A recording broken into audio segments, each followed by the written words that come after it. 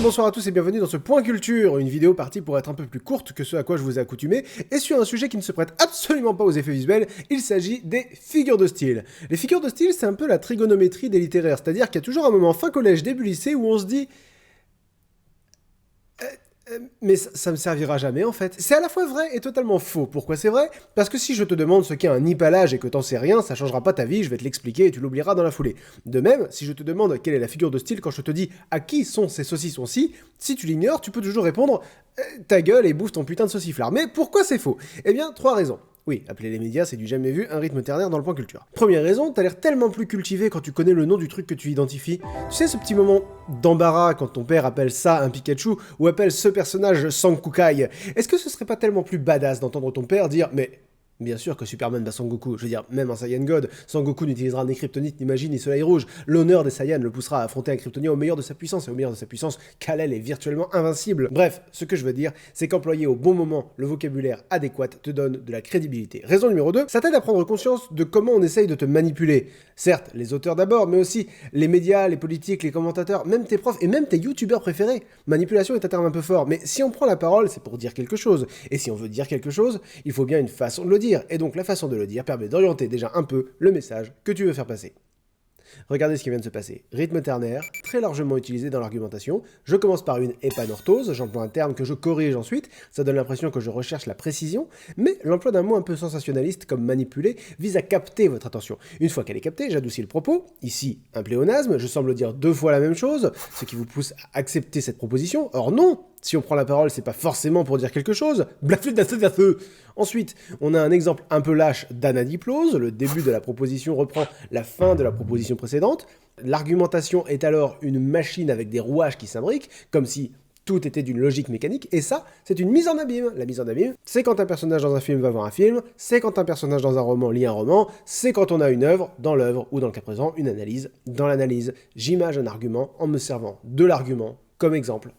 Et pour ceux qui ne seraient pas d'accord, on pourrait faire remarquer que là il y a une ellipse, là il y a une métaphore, ici une comparaison, là une épanaphore, et enfin une accumulation doublée d'une brachylogie. Et raison numéro 3, ça te donne conscience de ce que tu dis, et c'est bête, mais connaître les figures de style te permet d'éviter des tics de langage nuls. Genre tu sauras que demander une question c'est un pléonasme, et donc tu éviteras de le dire. Et tu sauras que malgré de très rares exemples, et encore ça se discute, bien que Proust en soit friand, mais le langage de Proust ne se prête pas vraiment à l'oral, à moins que ce ne soit volontaire, comme c'est le cas là par exemple, car au cas où tu ne l'aurais pas compris, ce dont je doute fort, j'illustre mes propos par des exemples, ce qui peut troubler le spectateur, quoi qu'en l'occurrence auditeur me paraisse plus approprié, même si, réellement, tu regardes une vidéo, l'hyper-hypotaxe, le fait de gaver ta phrase de subordonné, peut être un piège, et ai-je vraiment besoin de rappeler qu'il est très maladroit de conclure par une question rhétorique. Donc voici 20 figures de style dont tu peux essayer de te rappeler, et parmi ces 20 figures de style, une dizaine qui vont franchement beaucoup aider les lycéens qui passent le bac de français cette année. Numéro 1, la litote et l'euphémisme. Les deux figures de style sont un peu parentes mais ont un effet opposé. La litote renforce et l'euphémisme atténue. La litote c'est dire pas mort pour dire vivant et l'euphémisme c'est dire grand pour dire géant.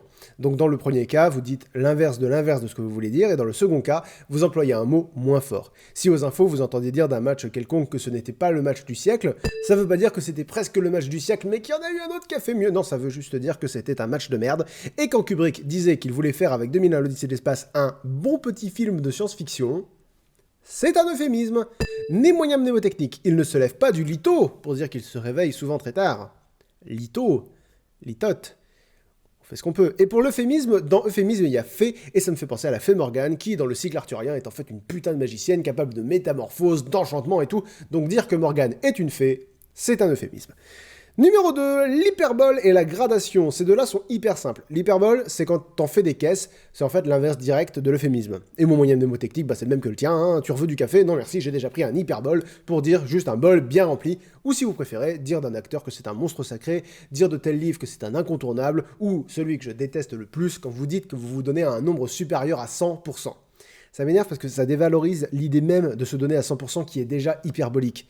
Les gens qui se donnent à 200, voire 500, voire 2000%, j'ai envie de leur dire « Mec, mais qu'est-ce qui t'a empêché exactement de mettre 10% de plus? T'as pas envie d'y arriver, qu'est-ce qu'il y a ?» Quant à la gradation, je pense que vous voyez très bien ce que c'est quand on fait de plus en plus des caisses. L'exemple typique, c'est Cyrano de Bergerac décrivant son nez, c'est un roc, c'est un pic, c'est un cap, que dis-je, c'est un cap, c'est une péninsule. Mais si vous préférez les vidéos de votre serviteur, je vous renvoie à ce passage du NMT sur Renault. C'est un pachyderme, un continent, que dis-je, un continent, c'est une putain d'exoplanète. L'inspiration est évidente, mais il y a d'autres exemples. La gradation peut aller dans l'autre sens, par exemple. Laisse-moi devenir l'ombre de ton ombre, l'ombre de ta main, l'ombre de ton chien. C'est une gradation descendante. Bon, ce sont deux figures de style relativement simples, un peu comme numéro 3, les assonances et les allitérations. Les deux concernent un son qui revient dans une phrase de façon stratégique pour créer un effet d'écho. La différence, c'est que les allitérations concernent les consonnes et les assonances les voyelles. J'ai pas vraiment de moyens mnémotechniques, mais si ça peut vous être utile, vous pouvez retenir que les assonances tendent à prendre du temps pour que les gens y pensent, tandis que les allitérations sont si soucieuses de se présenter qu'elles s'annoncent sans scrupule. Ça peut rythmer un texte, évidemment, mais ça peut aussi servir à l'harmonie imitative, pour imiter le son de ce dont on parle. L'exemple convenu étant « Pour qui sont ces serpents qui sifflent sur vos têtes ?» dans Andromaque de Racine, l'allitération dans les S imitant le sifflement du serpent. D'ailleurs, K met à fond l'accent là-dessus, lui aussi, dans le livre de la jungle. C'est toi, K? Tout juste, petit homme, je suis si satisfait de te revoir. Numéro 4, l'anaphore. L'anaphore, c'est une figure de style un peu lourde. L'anaphore, c'est quand tu répètes un élément en début de vers ou de phrase. L'anaphore a donc pour ambition de mettre l'emphase sur le sujet du discours. L'anaphore peut également donner un rythme. Bref, si vous suivez toutes mes vidéos, vous pouvez à raison penser à « Je suis de Big Flo et Oli ». Effectivement, le titre est utilisé en anaphore. Pourquoi? Pour mettre l'accent sur la diversité des individualités, mais aussi, dans les derniers couplets, pour marquer le rythme et pour effectuer une gradation du particulier à l'ensemble. Bon, mais l'anaphore, c'est relativement simple à expliquer, et puis ça se cache jamais très bien, contrairement au chiasme. Numéro 5, les chiasmes, car nous parlons de chiasme. Pour le retenir, je vous suggère de penser au dancing chiasme. Digging the dancing chiasme. Pourquoi? Parce que le chiasme, c'est une construction ABA, une construction ABBA. Ça fait partie de mes figures de style préférées, dans le sens où elle est un peu précieuse et très efficace. Alors, ça peut être des chiasmes grammaticaux, genre elle avait des yeux bleus et un long manteau. Moyennement sexy, on est d'accord, mais c'est un chiasme. Ça peut être phonétique, auquel cas c'est beaucoup plus sympa, genre je malaxe un lama, ça veut rien dire, mais c'est un chiasme phonétique, et beaucoup plus sexy et aussi facile, le chiasme sémantique. Si vous êtes plus Victor Hugo, la neige fait au nord ce qu'au sud fait le sable. L'Asie, la légende des siècles, lisez-le, c'est cool. Si vous êtes plutôt Caris, je sais que le pouvoir de l'amour n'est rien face à l'amour du pouvoir. Et si vous préférez mes exemples à moi, j'ai pissé dans le lavabo, mais c'est dans la baignoire que j'ai chié, voilà! Ça, c'est un exemple de chiasme bien vivant. L'important, c'est que vous le reteniez, je fais ce que je peux. Numéro 6, les comparaisons et les métaphores. C'est peut-être les figures de style les plus simples, c'est quand on compare quelque chose à autre chose. La différence, c'est que la comparaison utilise un mot ou une formulation pour expliquer clairement le rapport entre les deux entités. Il y a un comparé, un comparant et un outil de comparaison. Avec un exemple, tu es étourdi, voilà, tu es étourdi avec une comparaison, ça peut être tu as l'air d'être ailleurs. Tu n'es pas physiquement ailleurs, c'est une analogie que je mets en valeur en utilisant avoir l'air. Une métaphore se passe d'outil, ça peut devenir du coup tu as la tête ailleurs ou tu es dans les nuages, et quelqu'un qui ne comprend pas les métaphores va paniquer. Comment ça, ma tête est ailleurs?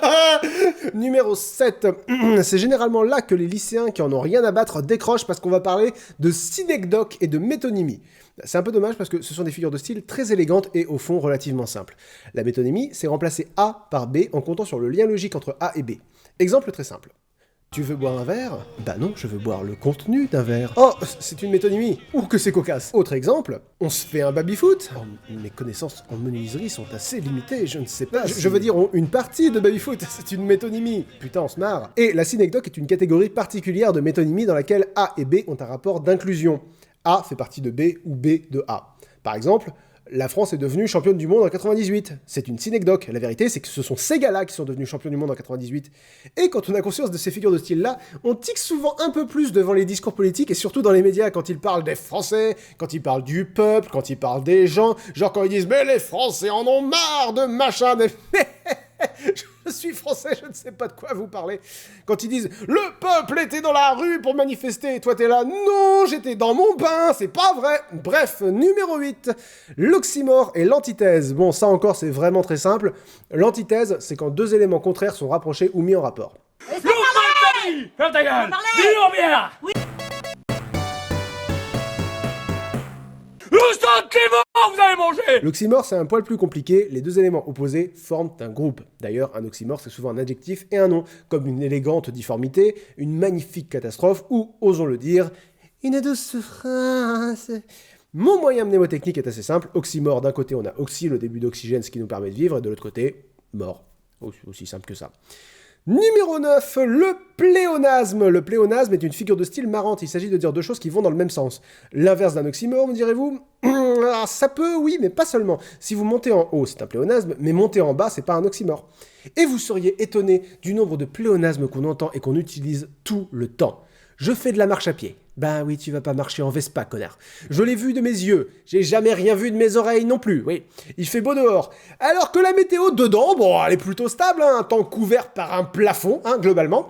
Faire le tri sélectif, bah oui, parce que si tu sélectionnes pas, bah, c'est pas évident de faire du tri. Les mineurs de moins de 15 ans, parce que les majeurs de moins de 15 ans, c'est quand même vachement rare. C'est incroyable le nombre d'énormités qu'on laisse passer. Mais bon. Toujours fort simple et un peu pénible quand on y fait attention, mais quitte à parler de figures de style pénibles, numéro 10, l'énalage. Ah, ça c'est un mot qu'on n'entend pas souvent. L'énalage consiste à substituer une forme grammaticale à une autre. En d'autres termes, c'est pratiquement une faute de grammaire volontaire. Pourtant, on pourrait penser qu'en allant à l'ENA, on éviterait de faire des fautes. Mnémotechnique. Ça fait partie de ces figures de style qui ne passent pas inaperçues. Ça peut être passer du vouvoiement au tutoiement, de l'imparfait au présent, remplacer un adjectif par un adverbe, genre dans le trailer du désormais tristement célèbre Suicide Squad. I'm just gonna hurt you. Really, really bad. Badly. On dit badly, parce qu'il vient de lui dire qu'il va la frapper violent. Ça se dit pas. Mais alors dans la façon de parler actuelle, c'est très la tendance. Oh ah, excusez-moi, je me suis claqué tout seul. Pardon, c'est un réflexe. Mais voilà, ça c'est un énalage aussi.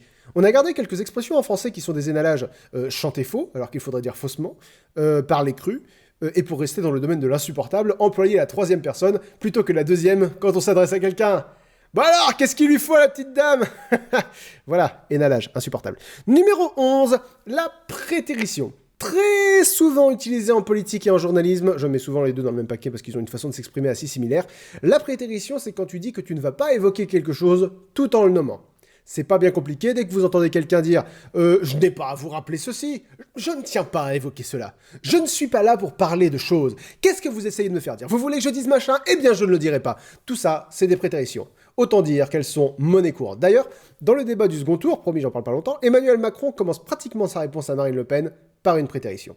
Moi, je ne vais pas vous dire que vous êtes la véritable héritière, non seulement d'un nom, du parti politique de l'extrême droite française. Je ne vais pas vous dire que vous revendiquez même cet héritage, puisque vous l'avez porté depuis que vous avez repris ce parti, et que depuis 40 ans, dans ce pays, nous avons des Le Pen qui sont candidats à l'élection présidentielle.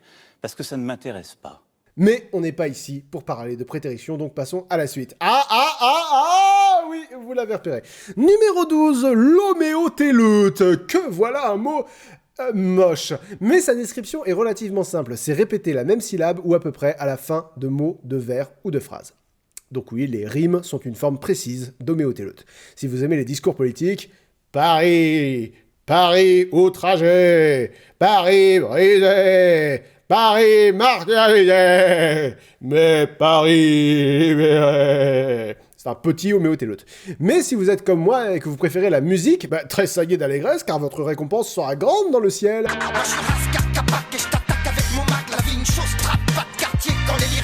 Voilà, homéotéleute. Et si vous préférez la pub, quand il y en a marre, il y a Malabar, pas de stress, il y a point S, zéro tracas, zéro blabla, gna gna gna, Jiffy, des idées de génie, l'essentiel est dans l'actel, Sega, c'est plus fort que toi, bravo, le veau, homéotéleute. L'important c'est que vous le reteniez, d'accord? D'ailleurs, à cette fin, retenez que tout le monde est gay dans la pub à la télé.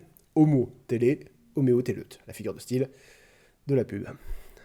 Moi, ça marche, peut-être que votre cerveau est foutu pareil. Numéro 13, l'épanadiplose. Beaucoup trop de syllabes dans ce mot. C'est quand tu finis une proposition par le mot ou le groupe de mots par lequel tu l'as commencé. Par exemple, plouf, plouf, la vie, parfois, fait plouf. C'est un exemple d'épanadiplose. Autre exemple, tiré encore de Victor Hugo, parce que si vous me permettez un modeste hommage, il savait écrire l'enculé, Victor Hugo, donc, rien ne me verra plus, je ne verrai plus rien. La légende des siècles, la conscience, un de ses meilleurs poèmes, lisez-le bordel de merde. En l'occurrence, K1 demande à ce qu'on l'enferme dans un caveau, et le choix de l'épanadiplose enferme la phrase comme K1 souhaite qu'on l'enferme. Oui, parce qu'en fait, si vous êtes au moins au lycée, c'est le plus important. Identifier une figure de style seulement, c'est comme si t'allais aux urgences, qu'on te demandait où tu avais mal, que tu disais bah j'ai mal ici, et le toubib te répond ah ça c'est le foie. Il manque la partie essentielle du boulot. En l'occurrence, pourquoi l'auteur a employé une telle figure de style? Toujours se demander mais pourquoi il a dit ça comme ça? Par exemple sur les réseaux sociaux, royaume cynique de l'écrit et des figures de style, dont toutes les utilisations convergent, à mon avis, vers un idéal précis, la sophistique. L'important, c'est pas d'avoir raison, c'est qu'un max de gens pensent que tu as raison. Et au cas où je n'ai pas été assez clair, la sophistique peut gober mes bonnes boules allitération B. Numéro 14. Alors sur un joli tableau qui évalue la complexité des noms des figures de style et ce qu'elles représentent, nous allons nous aventurer dans ce coin-là. Car l'épizeux... Oh. Et oui, l'épizeux est une figure de style au nom aussi compliqué qu'elle est simple. C'est quand tu répètes un mot ou un petit groupe de mots. Genre... Voyage. Voilà. Épizeux. Alors après, je pourrais me la jouer Wikipédia et vous dire que l'épizeux opère une transformation identique d'un syntagme ou d'un mot uniquement. C'est une opération morphosyntaxique portant sur la construction de la phrase. Il y a une répétition immédiate et contiguë d'un même terme qui se démarque du reste de la phrase ou du vers par la construction d'un îlot discursif. Non, c'est répéter 2 fois le même mot. C'est... Non mais j'ai pas besoin de développer ou de donner d'exemples aussi. Enfin, c'est répéter le même mot, ou petit groupe de mots. Raise. Merci. Plouf, la vie parfois fait plouf. Paris, on t'encule, enfin voilà quoi.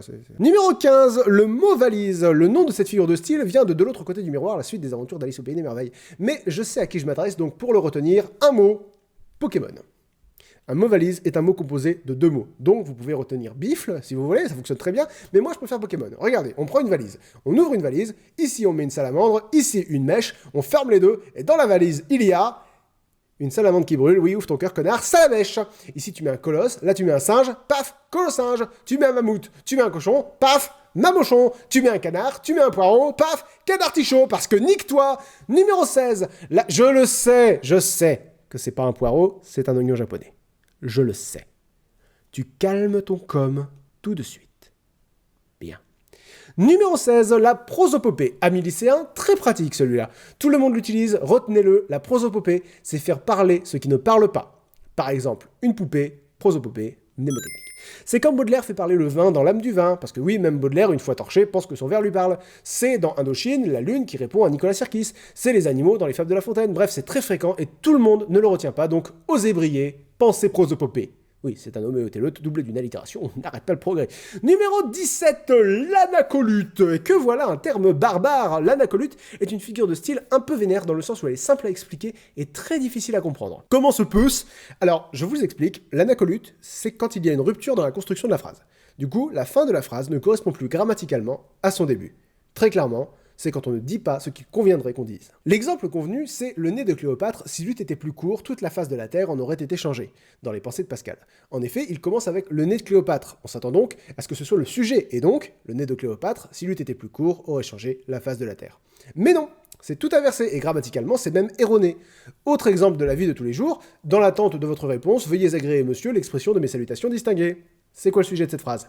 Verbe, deuxième personne du pluriel, parce que c'est la formule de politesse, c'est le monsieur le sujet. Bon. Et est-ce que c'est le monsieur qui est dans l'attente de sa propre réponse? Bah non. Anacolute. Autre exemple. Le sentiment, vous allez manger. Bref, là on est sur du très technique et du assez discret. On va revenir à des figures de style bien pas discrètes, genre mon chouchou de toujours, numéro 18, le zeugma. Et je vais pimper un peu mon zeugma en vous parlant de la sileps et de l'antanaclase. Mais chaque chose en son temps, le zeugma est une figure de style que je trouve très drôle. Il s'agit de mettre sur le même plan 2 éléments qui ne vont pas ensemble sémantiquement en les liant par un mot qui leur est commun. Par exemple, j'ai pris le plat du jour et 2 kilos.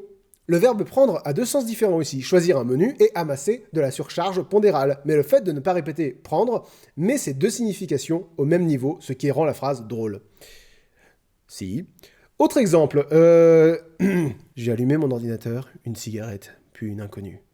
John a descendu sa bière, puis sa femme. J'ai découvert son univers et elle, ses épaules.